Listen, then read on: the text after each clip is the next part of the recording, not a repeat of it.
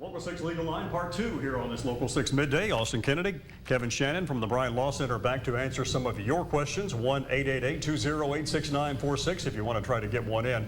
And we do have one already where a person says, I was in an accident as a passenger and I'm being told the vehicle I was in did not have personal injury protection. Is there anything I can do to make a claim? Yes, there is.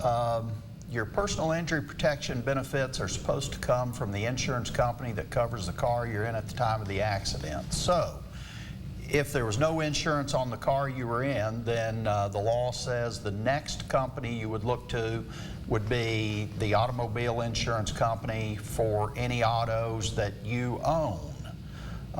If you don't own a vehicle that's insured on the date of the accident, then there are some other alternatives.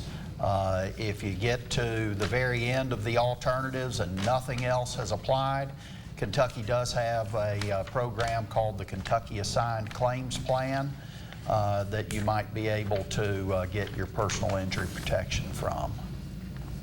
We have another anonymous viewer who says, what do I need to do if the company car I was driving was totaled in an accident?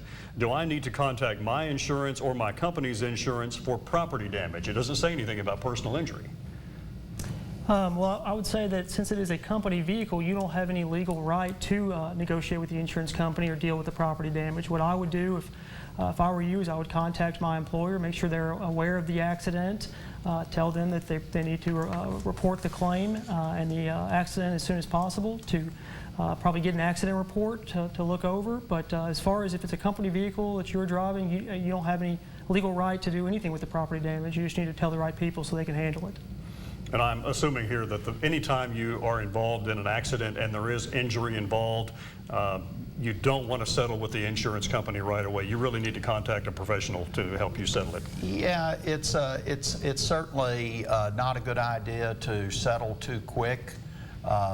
Insurance companies, they might call you shortly after an accident and they might offer you some money for a settlement, but if you take the money and sign a release, that's it forever and ever, amen. So if you subsequently find out that you were injured worse than you originally thought, it's too bad. It's over.